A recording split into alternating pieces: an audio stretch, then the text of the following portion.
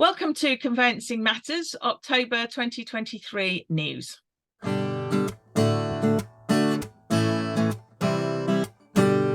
Welcome to Conveyancing Matters with Lorraine and Stu.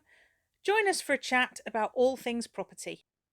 So, hello Stu, October 2023 Conveyancing Matters news already. How are you? I know, yeah, I'm good. The year's absolutely racing away, isn't it? Oh, don't. And with that in mind, Stu, we've just got time to tell our lovely people that if anybody wants to join us on Wednesday, the 8th of November at the Hoxton 7 in Shoreditch for our Conveyancing Matters Live and CPD, they can still probably get a ticket today or tomorrow morning if they want to. www.conveyancing-matters.co.uk. So I'm looking forward to it. Are you?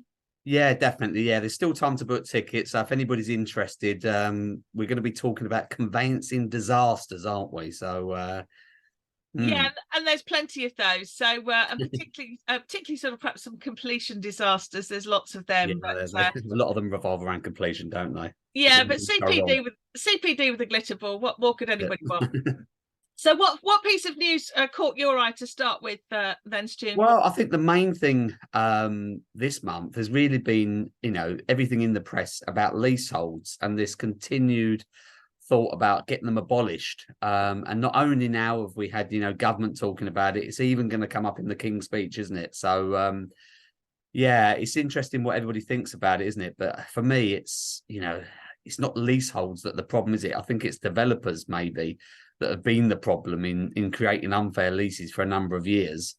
And people are using leaseholds as a bit of a generic subject now, aren't they?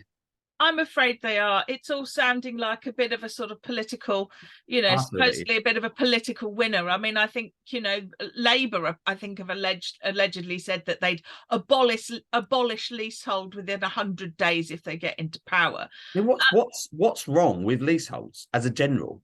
Yeah, I think, well, as you say, it's everything that's grown up around it that's the issue. Yeah. We all know that leases are wasting assets. Ground rent is not a problem, is it?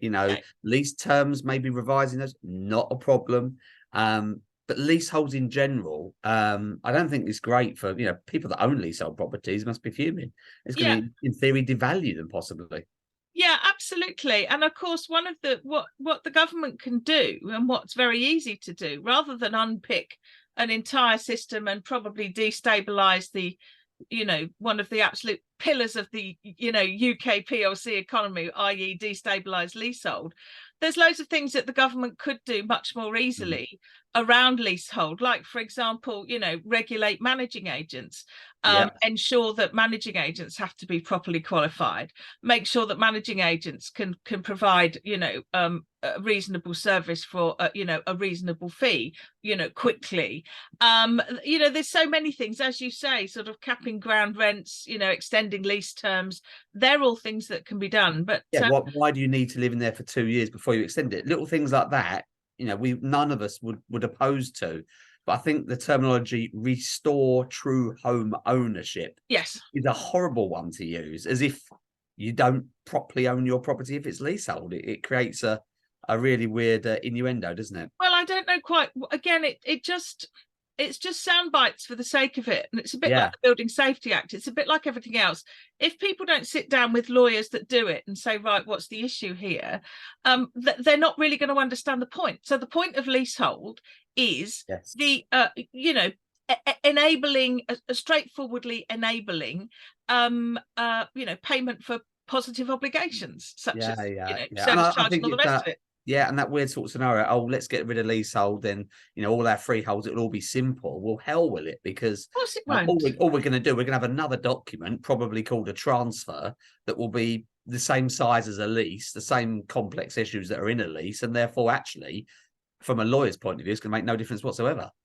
No, and well, I just find it very, very odd. I find the whole thing odd. I mean, they had a go at common hold, which didn't take off. Well, they could look at that, but of course, fundamentally, what people don't understand is that the vast majority of leaseholders in their blocks do not want to be responsible for and look after their own block. The suggestion that Bobby leaseholder wants to be involved in the management of his block every day is utter nonsense. Yeah. All Bobby leaseholder wants to do is to make sure that the lease is going, that the block is going to be properly and effectively managed for a reasonable fee. A very different thing. I think we're going to Bobby leaseholder. Yeah, Bobby leaseholder. Then, Bobby leaseholder. It's just generic leaseholder, Stu. Generic. Not Joe Bloggs or Fred Smith, but Bobby leaseholder. Exactly, Bobby leaseholder. Okay. Well, I think we're perhaps going to spend this news ranting about sort of potentially rather pointless changes. I've got one for you now. The Law Society slipped in towards the end of last week. They've issued a consultation called the Code for Signing and Exchanging Property Contracts 2024, which rather suggests to me they've already made the decision. They've already said the way you exchange property contracts is changing, Stu. But then supposedly put up a draft code, which is supposedly up for consultation. Well, I'm afraid giving it a date and telling us already the way we exchange is changing sounds a bit like a fait accompli to me. It sounds like they've made their mind up. And they say, Stu, and I'm genuinely interested in this and what your thought, the number of transactions you look at during a year. The draft code, and I quote, aims to remove the uncertainty around exchanging contracts. That's the worst part of it. The uncertainty. What uncertainty? I know. We know the law isn't entirely clear around certain aspects of using electronic documents in the conveyancing process. Well, I think it is. Electronic signatures for signing contracts have been accepted by the courts.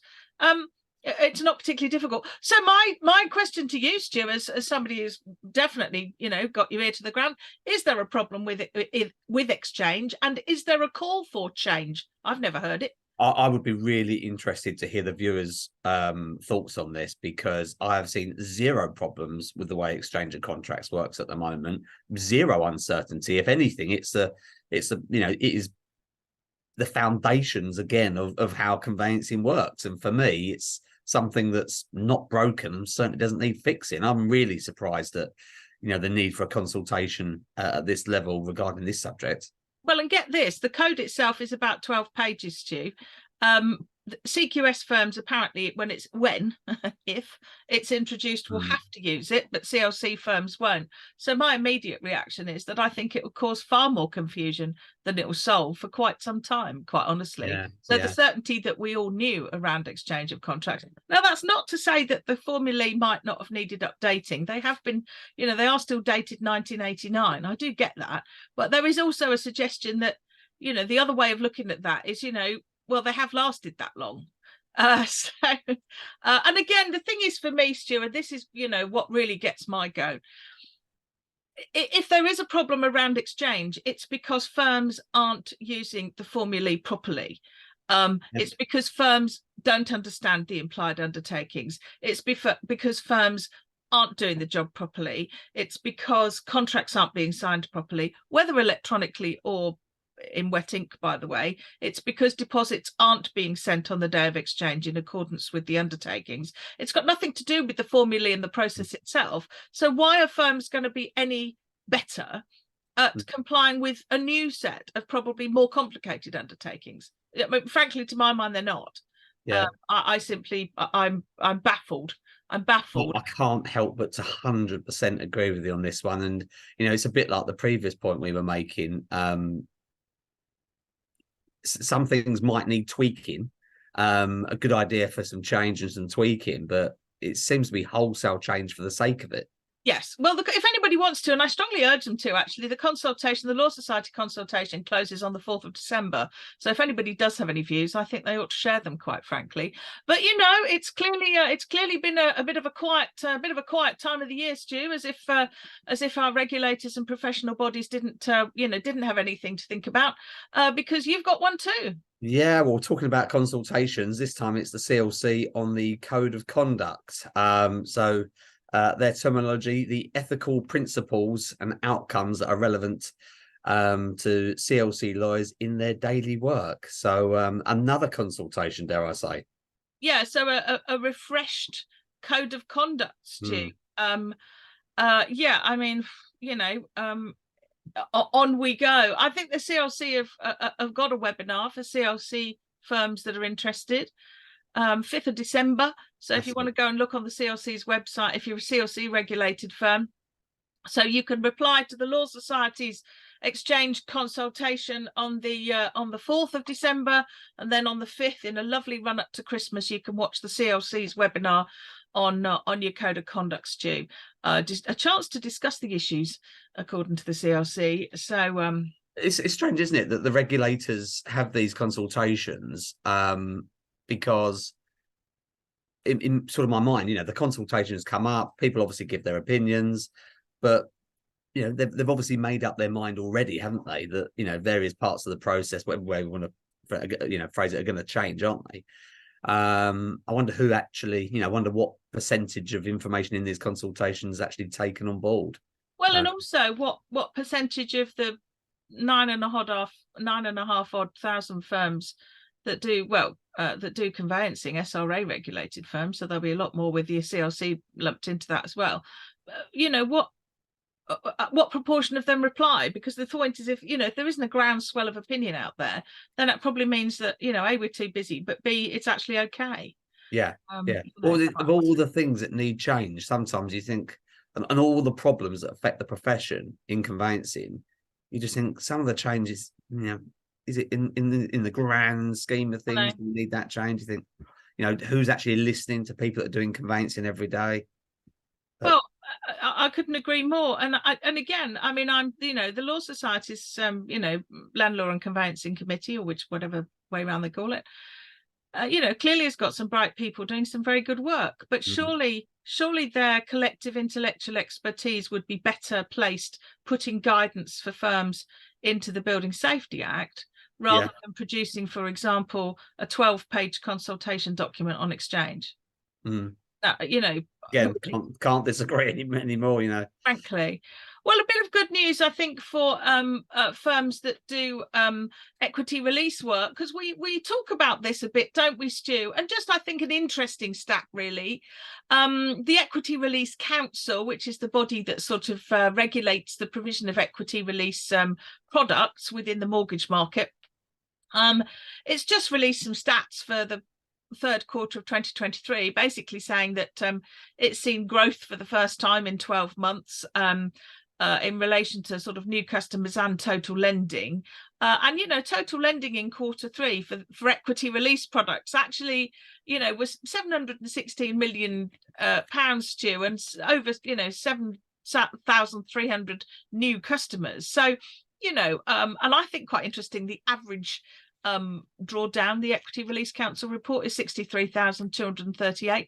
And I just think, you and I have talked about this before. I think to the extent, Stu, that we absolutely ought to, we will be doing a Conveyancing Matters subscriber webinar, CPD webinar on equity release, because I still think it's, from the lawyer's perspective, something that that firms are perhaps still a bit wary of, and I think you and I have always sort of agreed on this, really, Stu, haven't we? Wary, maybe you should be, but I think in this day and age now, with the cost of living crisis, there are people that do need to pull money out of their properties. So realistically and practically, you suspect those figures are going to increase next year as well, I would have thought. So the equity release sort of market or size of market in terms of conveyancing is only going to increase, isn't it? Yeah, absolutely. And I think firms have been reluctant to do equity release work, and actually I've always found it pretty formulaic, and actually in many ways great, because you have to see the client face to face. It is a bit of a throwback, isn't it, to how it, dare I say, used to be. But yeah, I personally always enjoyed doing equity release. Like you say, the chance to actually speak to that client face to face, again, always a happy outcome, really. No pressure of a chain, hurrah. No, true.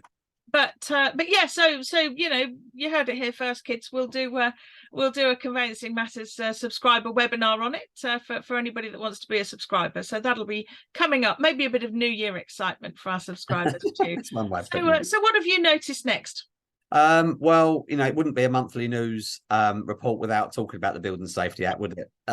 So I know people are probably getting really bored of it, and maybe we should promise 1 month not to even mention it, if that's at all possible. We could perhaps do that for the Christmas one, couldn't we? Yeah, And your maybe. Christmas Yeah. present is no Building Safety Act. No Building Safety Act. But yeah, there's again more, isn't there, this month? So the government have issued some guidance on the legal criteria for determining whether a building is considered a higher risk building under the Act. So I think there's three separate guidance documents. One relating to the design and construction of the newer high risk buildings. There's building work in existing higher risk buildings, and then the occupation phase of the high risk regime. So more homework, more reading. Again, has there ever been anything as big as this in conveyancing in terms of change? And I don't think there has been, is there? No, I don't think so. But I think the problem, Stu, is just the worsening sort of confusion and complexity. I think everyone's confused now. I think the banks are confused. Yeah. I mean, again, this is probably that sort of going too much into the practical. We've recently had one with Barclays that slipped through the net. We weren't planning to act, blah blah blah. Clients changed lender, or circumstances have changed. We've ended up with the Barclays mortgage. So we've just disclaimed everything, and unbelievably, Barclays come back and said, "Okay." Well, what I found quite surprising about Barclays Part 2 requirements is that they say if the building is, less than 5 stories. I love the fact that they've spelt it stories as in children's bedtime stories. If it's less than 5 stories, we're not concerned and there's no problem. Well, they seem to have missed the fact that a 4-story building with high ceilings could be 11 meters. Yeah, but this is again the point, isn't it? I think the banks are now confused. Yeah. I think everyone's so confused. Nobody's clear, are they? No. Which but makes of course, what it is. The desperate thing is, the effect on the leasehold market and the poor people blighted by being in these properties, which I think is a terrible thing, really. But it'd be interesting to hear from estate agents that are selling properties of this type as to whether the demand has reduced, maybe because purely of the Act. I mean, undoubtedly, maybe that'd be hard to quantify in the market, but you just have to assume, wouldn't you, that actually the demand for high-rise, flats in high-rise buildings must be at an all-time low. Yeah, one would have thought so. Yeah. And I think the point about the high risk regime for conveyancers is that a lot of the high risk regime, which is 7 stories or 18 meters, whichever's reached first, which is a different regime to the leaseholder protections, of course, is that a lot of that relates to, as you mentioned, the design and construct of new high risk buildings. But where conveyancers need to be bothered is when those buildings are sort of, built up and being occupied. There are requirements around particularly sort of fire safety and so on. So conveyancers shouldn't be watching this saying, oh well, that's about the building of high risk buildings, we don't need to be concerned, because actually these responsibilities are ongoing once the building is built and occupied. So I suggest conveyancers look at the government guidance that you mentioned, Stu, on the occupation phase, because I would suggest that that's probably the area where ultimately conveyancers are going to need to be raising inquiries to make sure that the requirements be met. Yeah, 100%. Yeah. And if conveyancers didn't have enough to think about, again, probably not going to impact on us immediately, but the Economic Crime and Corporate Transparency Act 2023, that got royal assent on the 26th of October. So the legislature were busy giving lots of things royal assent at the end of October, Stu.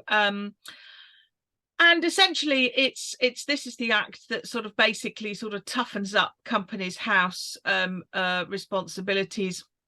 That they can make further provision about companies, limited partnerships. They're going to get enhanced abilities to verify the identities of documents, remove fraudulent organisations from the company register and share information.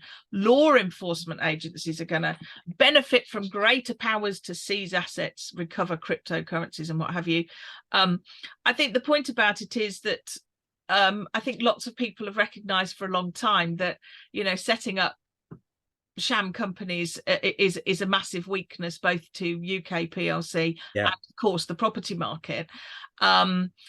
And this is, I think, an attempt by the government to plug that gap. But of course, the bottom line is that Companies House is going to need to be vastly more reactive, and I would suggest sort of resourced to enable them to do this properly. And my fear is that actually what they're just going to end up doing is what everybody else is doing, is just pile the responsibilities on the organisations at the front line, like lawyers, to sort of be the gatekeepers, because they're not going to have the resource to do it. Yeah. But firms need to keep an eye on this. I read a blog by the Registrar of Companies yesterday, boringly and bizarrely, that much of this isn't going to be introduced until 2024, but quite a lot of the more complex stuff is going to have to wait until they've got the sort of data and systems behind them to do it. But conveyancers definitely need to keep a weather eye on this. So if you see the Economic Crime and Transparency Act sort of go across your radar, there will invariably be enhanced obligations on regulated professions to report more to Companies House, etc., etc. So just sort of keep an eye on it, really. And more long grass, Stu. More long grass. Yeah. Well, we've discussed before, haven't we, the Section 21 no fault eviction, and it's been delayed, hasn't it? Yes. I mean, it was quite a thing, wasn't it? I mean, certainly relevant for conveyancers acting on the purchase of buy-to-lets. Yeah. But, the Section 21, the no-fault eviction, really, actually, I always think the sort of what underpinned the buy-to-let boom. The fact that following the Rent Act and the massive strictures of the Rent Act 77, the Housing Act 88 made it easier for people to get for landlords to get their houses back. And that really is what I think underpinned the buy-to-let boom that we've had. The government sort of suggested that they were going to get rid of it, but they've delayed it, Stu. Yeah. Have they given us a reason, or are they just... they need a higher justice system in place that can deal with it, I suppose. So it's... Well, it's not happening anytime soon then, is it? No chance. That's... Again, you think, well, we could have all sort of come up with that conclusion. It's amazing, isn't it, that these things come up, they get debated. The resource that must have gone in to even, talking about this in the first place. It seems incredible that maybe, the powers that be hadn't thought, how it's going to be implemented. I know. Because the practical side of it would be huge, wouldn't it? In terms of implementation. So surely that was thought about when the discussions took place. But the courts are already buckling. Already full. So yeah, how's it going to be dealt with? There aren't enough, I know. Legal aid's been pared back to nothing. Legal aid lawyers haven't had a meaningful rise in their pay for like years. I mean, years. It really is a vocation to be a legal aid lawyer these days, quite frankly, from what I can see. And the justice system is grinding because of the court delays, and particularly with repossessions, the knock-on from the pandemic. So it just feels quite disingenuous, actually. I mean, I'm not saying this with a political stance at all, but it just seems quite disingenuous to say, well, we'll stop the plan to abolish Section 21, until reforms to the justice system are in place. Doesn't quite make sense again, does it? Well, it's not going to happen, is it? No. And speaking of things that don't always happen, Stu, to the good old transparency rules. Our friends at the Today's Conveyancer, actually, David Opie and the lovely people at Today's Conveyancer, highlighted a report that some SRA research actually that revealed a significant number of law firms are still struggling to fully comply with the transparency rules. Even though a minority of legal practitioners believe that the rules are in the best interests of consumers. And of course, the SRA, despite the fact that, quite a lot of those that it regulates are struggling to comply, they have still insisted on coming out and said it's all jolly good stuff, and clients love it, or consumers, as clients now irritatingly are called. But the transparency rules, Stu, this requirement for CRC and regulated firms to put details of their legal fees on their websites, I mean, really, I don't think it's made anything any more transparent, has it? I think it's made a blind bit of difference. I can't see. I mean, are we not slightly detached again from the process and what clients actually do when they instruct a law firm? I mean, they get quotes, don't they? Most law firms have a calculator on their website pre these rules. Do we really need to set it out again? Well, It is annoying though that when you adhere to the rules, there's certain things we were picked up on in the past that weren't quite right. So again, we made those tweaks and changes on our website, and then you go on other people's and they're clearly not compliant. But doesn't seem, again, in the grand scheme of things, to be something that is harmful. I'm going to have to use the word, to the consumer. yeah, I know what you mean. Harmful to our clients?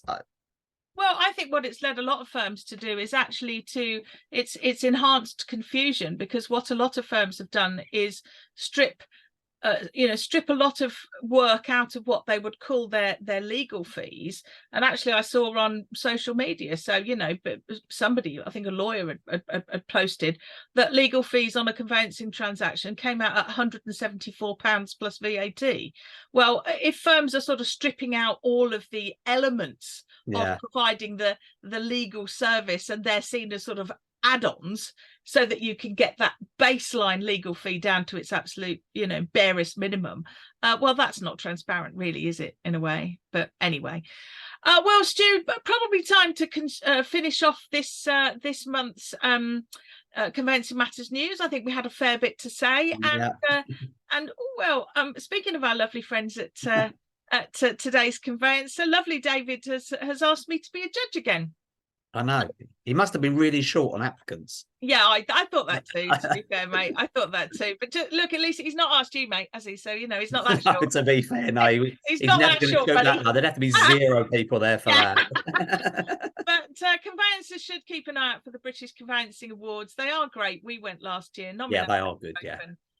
It was a great event, and I really like what they're doing, because they're they have their wills and probate awards, they've started their family awards, so they are really focused on particular sort of areas of people in particular areas of practice, and I think good on them, really.